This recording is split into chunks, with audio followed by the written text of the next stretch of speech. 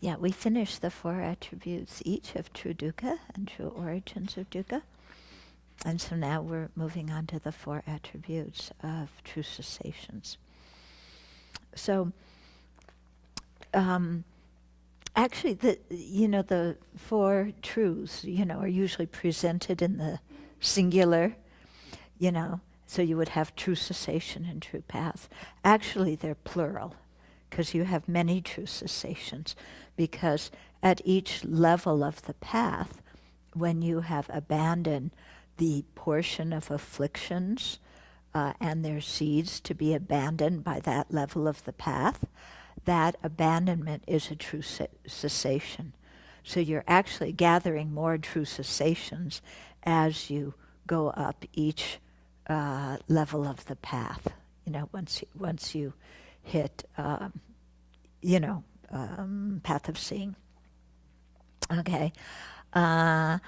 So according to the Prasangika, the way the lower schools present the path is that you have to realize the 4 Noble Truths directly, and that's the true path, and you negate the self of persons, which is a self-sufficient, substantially existent person. That's the controller one. Okay, but for the Prasangikas, they say that's not what you have to eliminate to gain a true cessation. So you actually have to eliminate that degree of grasping inherent existence, not just realizing the 4 Noble Truths, but realizing the emptiness of inherent existence and eliminating that portion of grasping inherent existence. Okay, and so it's also a deeper level of selflessness. It's the absence of inherent existence, not the absence of a self-sufficient, substantially existent person. Okay, so there's 4 attributes of true cessations, which are cessation, peace, magnificence, and definite emergence. Definite emergence is sometimes translated as renunciation, but in this case, definite emergence is actually a better translation. It doesn't mean renunciation here. Okay, so the example, remember in each of them there's an example that's used when you make the statement. Here the example is an arhat's nirvana. So it's talking about the ultimate true cessation in the continuum of an arhat. So the first one is nirvana is the cessation of dukkha. So cessation of dukkha is the attribute, because being a state in which the origins of dukkha have been abandoned, it ensures that dukkha will no longer arise. So what this supposes is, some people say that there's no such thing as true cessation. Nirvana doesn't exist. The afflictions are an inherent part of who we are. There's nothing we can do about them. So don't even try. Just live your life and do your best. And so it's kind of a defeatist, cynical attitude that unfortunately many people have, because they've never learned about the Buddha nature, learned about the possibility of eliminating the afflictions. Instead, they think I am my afflictions. Yeah, that's a big problem. So this overcomes that, which is important, because if we don't believe that it's possible to attain true cessations, we won't try and do anything to attain them, so we won't attain them. Yeah, so it becomes a self-fulfilling prophecy. Okay, so that's the first one. I think we can go and do the second one now too. So the second one is nirvana is peace, because it is a separation in which the afflictions have been eliminated. Yeah, so all of these, the true cessations, they're all non-affirming negatives. You know, the afflictions have been eliminated, period. Okay? So there's a big discussion, actually, whether exactly what true cessations are, and in many ways, okay? In terms of the prasangika, the true cessations are the purified aspect of the emptiness of a mind that has eliminated that portion of obscurations. Okay, so there, true cessation is equated with emptiness. True cessation is a non-affirming negative, because emptiness is a non-affirming negative, okay? But then you say, but, you know, emptiness is a non-affirming negation of something that never existed, inherent existence. True cessation is a negation of something that did exist, the afflictions, or a portion of the afflictions. So how can they be the same? And a second question is, if it's just the kind of disintegration of these afflictions, then isn't true cessation an affirming negative, like the past phenomena are? You know how past phenomena are? Something, the disintegrate, the jigpa, you know, the has ceased of the pot is a past pot. It's an affirming negative that can produce a result. So if true cessation is an affirming negative like that, then it can't be emptiness, because emptiness is a non-affirming negative. Okay? So then, you know, you have to say, okay, well then what's the difference between the having ceased of the chair when the chair breaks and the having ceased of the defilements when the defilements are removed? Yeah, well, they're both a lack. The chair's disintegrated. There's the lack of a chair. Yeah, the defilements are gone. There's a lack of, you know, those defilements. But the thing is, you know, the having ceased of the chair is an affirming negative. You know, is the cessation of that portion of defilements an affirming negative? Yeah. Or what's the difference between that cessation and the cessation of the chair? Okay. You have any ideas? When the chair ceases, it produces something else. Mm-hmm. There's something else there, like a broken parts of a chair, or if you pulverized it, there'd be chair dust. Yeah. When the cessations cease, do they produce anything? Yeah. That's it. You know, that the having ceased of the chair, you know, there's still something that can come out of it. When you've really ceased the defilements so that they can never come back, then there's nothing that can come out of it. There's nothing that can be produced afterwards. So that cessation is a non-affirming negative. Okay, it's different. For example, I'm angry now. My anger ceases. Is that a true cessation of my anger? No. Why not? It can come back because its having ceased, can produce a result. It's not fully eliminated. When you attain path of seeing or on the path of meditation and you eliminate a portion of anger, that anger can never come back.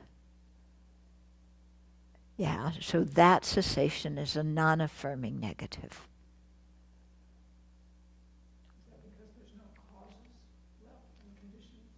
Yeah, It's eliminated such that it can never return. So it's different than it just ceasing temporarily. Or it's different than the chair, the having ceased of the chair, which can produce something else. Yeah?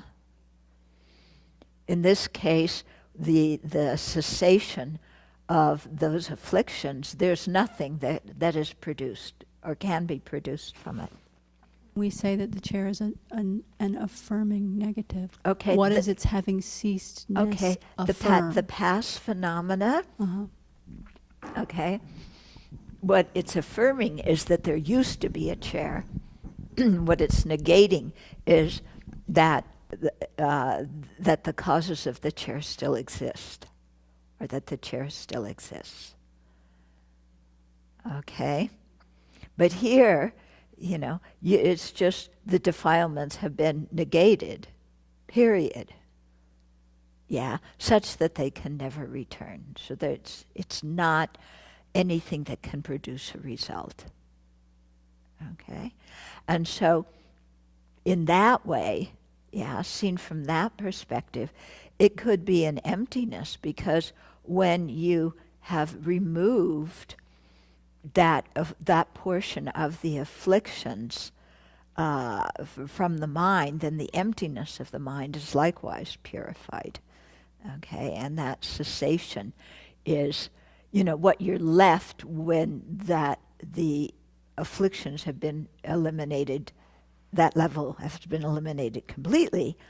All you're left with is the emptiness of the mind. There's nothing else there. So that true cessation is the emptiness of the mind. Okay? Takes a while to think about this. Okay. So here, when we're saying nirvana is peace, okay, because it's a separation in which the afflictions have been eliminated, in such a way that they can no longer arise. Okay? So what this counteracts is some people, they mistake different afflictive states for liberation. They don't realize, for example, if you attain one of the dhyanas, or meditative absorptions in the formless realms, the manifest afflictions have been suppressed. Yeah, so they're not there. So some people think, oh, I don't have manifest afflictions. This must be true cessation. This must be liberation. Okay? Because these people haven't understood that just getting rid of the manifest afflictions is not getting rid of all the afflictions whatsoever. As long as you have the having ceased of those afflictions, as long as you have the seeds of those afflictions, they can come back. Okay? So here, saying nirvana is peace, is, and it's a separation in which the afflictions have been eliminated, is indicating that the meditative absorptions in the form and formless realms are not true cessations. So it's a way of warning somebody about that so that they don't get confused. Because as you're, practicing the path, you want to really deepen your concentration. At some point, you're going to get that deep concentration. And if you haven't had a warning beforehand, then it's very easy to think that, it's all gone. It's all gone. Yeah. Okay. And so similarly here, people don't understand that nirvana is true peace. And so they're thinking that these meditative states are true peace. And so that is a big problem because, after the karma to be born in one of those states is exhausted, then kerplunk, you're back into the desire realm, who knows where. So those states, when you're born into them, bring some degree of peace, but it's not the peace of, true cessation. It's not the peace of nirvana, because it stops. It can stop, yeah, when the afflictions come back. Okay, so when we're really convinced of the harm of the afflictions and the possibility to eliminate them so that they never come back, then we'll really have a lot of energy for practicing true paths in order to actualize these true cessations. Make sure I understood this right. Then can we say that the seeds, what we call the seeds of the afflictions, are the shikpa of previous afflictions? No, the seeds are not the shikpa. Yeah, the seeds and the shikpa are different. Yeah. You know, exactly what the difference is, it's hard to say. One is potency, the other has potency.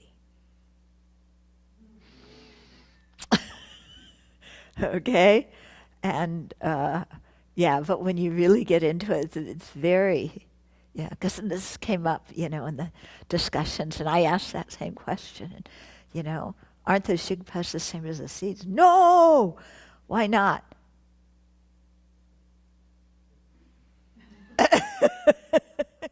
Well, the one of the first answers was the jigpa comes right after the cessation, the thing, then the jigpa comes right after that. And then, but the seed is what produces the next moment.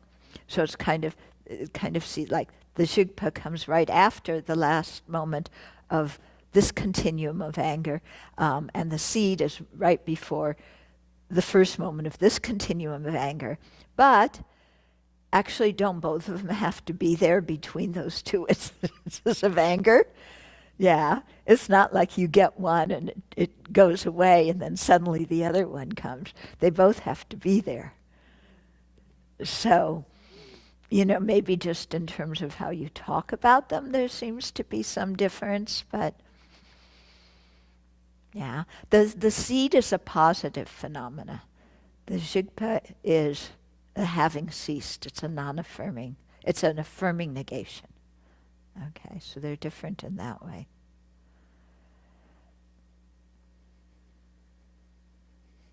It makes you think, what's the difference between an affirming negation and a positive phenomena? Well, affirming negation, one thing's negated and other thing's affirmed. In a positive phenomena, there's just the affirmed phenomena. And its causes? Well, the seed. The cause of the seed is? The cause of the seed, the previous moment of the seed. Yeah. And doesn't the jigpa also have a jigpa? Yeah. So don't you have the jigpa of the jigpa of the jigpa of the jigpa?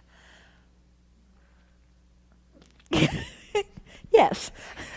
I forget, I think I read this somewhere in the FPMT series of books, is that is there such a thing when these beings in the formless realm have got their meditative absorption so that they're suppressing those afflictive states of mind? Is there such a thing as a temporary cessation? Yeah, that's called a non-analytical cessation. Kind of as an encouragement cessation. Well, I mean, what would be, just to name it, that the things are being suppressed, therefore there is a cessation going on, but it's only going to be for... Yeah, it's the cessation is not a true cessation because it's only a temporary absence. Yeah, it's called non-analytical. An analytical cessation is one gained when you realize emptiness. Yeah. This one is just the temporary absence of the causes. So, but it gives you some relief from the manifest afflictions, so don't knock it. It's like, what a relief, wouldn't that be nice? Yeah, so you want to get that, but you don't want to be satisfied with that.